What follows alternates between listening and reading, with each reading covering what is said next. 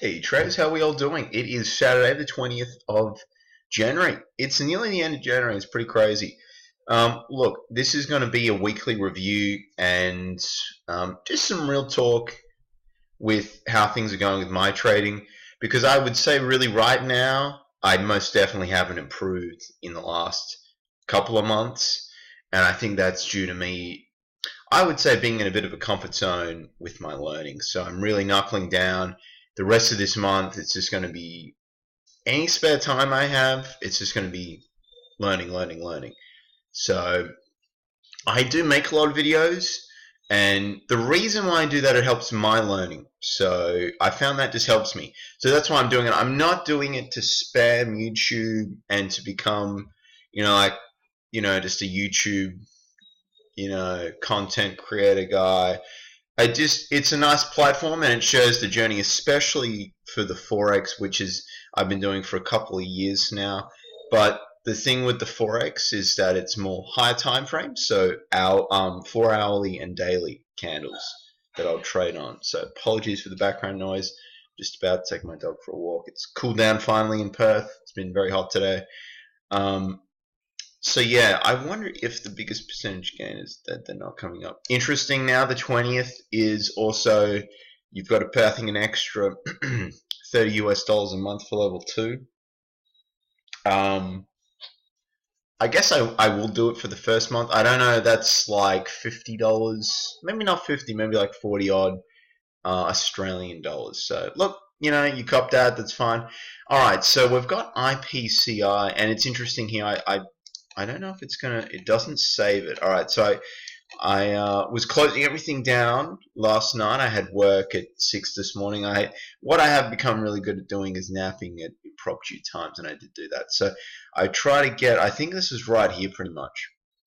And, or was it later? No, it would have been the first half an hour, because it was 11. Market opens here in Perth at 10:30 at night. So it was around here. I noticed it was making a break of high day. Pretty good volume. I think there might have been a catalyst. I can't really. There wasn't a strong catalyst, but stuff was going on. It was quite good volume at the time, and it was looking to push higher. Wasn't a dip buy, but I just saw it happening, and I'm like, you know what? If this breaks, I'm gonna get into this, because it is paper trading, and the more trades I do, the better. I'm someone that I don't get concepts straight away, so I got in, and it didn't really. I actually did this live trading as well, so I don't really need to go into too much details of my thesis and why I took it, because I think I actually just ran the video, and because I did 40 minutes or so of live trading, I didn't actually upload because it was uneventful and I was rambling on. But yeah, so that was my last trade of the week. That was last night. I took a failed dip buy on NURO, which I think my problem is my size is too much still. I'm very much a raw beginner. So even for paper trading, because for me, I'm more of a conservative trader. So I actually demo traded for Forex for like 8 months.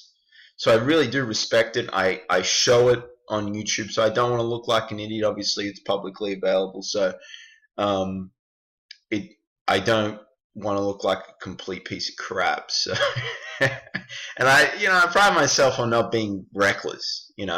I've seen some traders, and they've got great success, and they haven't been doing it very long, and I really respect that. But you got to understand, guys, it's very difficult to make consistent profits from the stock market as well.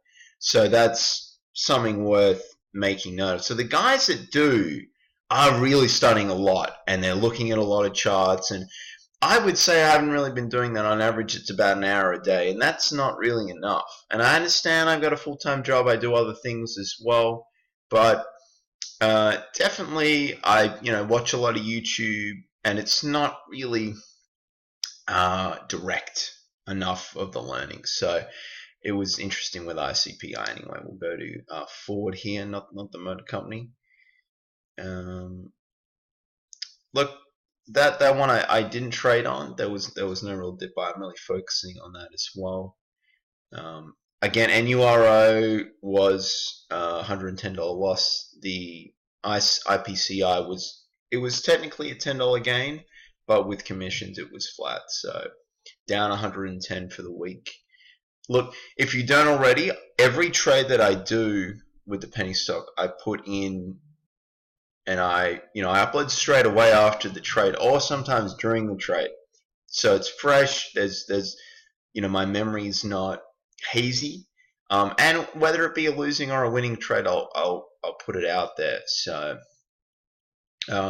thoughts on going forward? I'm going to continue with the dip buy video lessons on Profitly. The link is available in the description section for the to get access if you'd like to use my link. If not, just Google search it. Tim's got a lot of videos for free on YouTube as well. I would strongly advise you look at the trading checklist video. It's like an 8-part series, more than 8 hours. I thought it was around 10 hours of free, really high quality content, that could easily be charged at, and he's presenting that to you for free. So I would check that out. Going forward with a watch list, I've got a few things on right now, so I'm going to do that tomorrow evening, and I will be available to trade this week. So I think during the day, whenever I have free time, I'm really going to have to absorb the video lessons. I've watched about 50 out of 450 odd, so that's not really acceptable. And it's like, if you're trying to be a pilot or something, you're going to do a lot of simulator stuff before you get into the cockpit or flight deck of an aircraft and fly it for real. So I've got to respect the learning, and to be honest, I haven't been relentless enough, and I think that's a key issue for me, really. I think NGTF, this was a really nice dip buy. I missed this, and I wasn't paying attention to the biggest losing stocks, although I don't know. This probably would have come up on the scan because we opened at what was the open at 68, and then it went down to 53, so that's pretty considerable, enough that it might have popped up on the scan, and then this is pretty sweet, and then it got back up to 60, so a 10% gain of that potentially. No home runs. I'm not really even about home runs, so whenever you see results of my gains, it's going to be, I'm trying, my main weakness is definitely, and going through some Excel stuff, which I won't bring up in the video. I don't like these being huge blowout videos, but you've definitely got to journal every trade. And the huge weakness, very rarely have I held a trade, enough to warrant a good reward to risk ratio, because I cut them way too soon. And yes, sometimes you've got to cut soon, such as the NURO trade that I had that failed dip buy.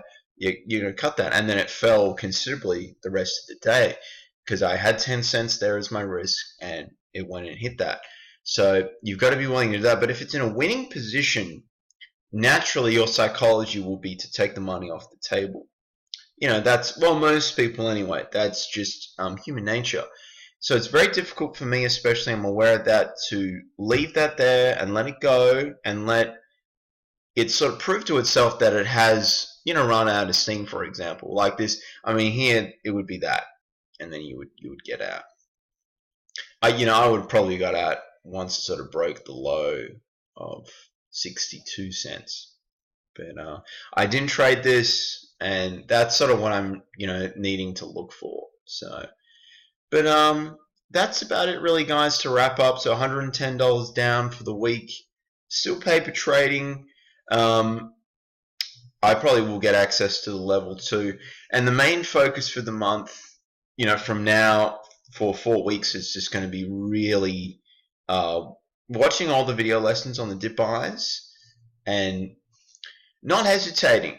When there's a trade, I'll need to take the trade, and paying more attention to a few more aspects, not just being too narrow-minded when it comes to a couple of stocks that aren't really worth devoting my entire time to. So that's the week in review, guys. NURO was a failed dip buy.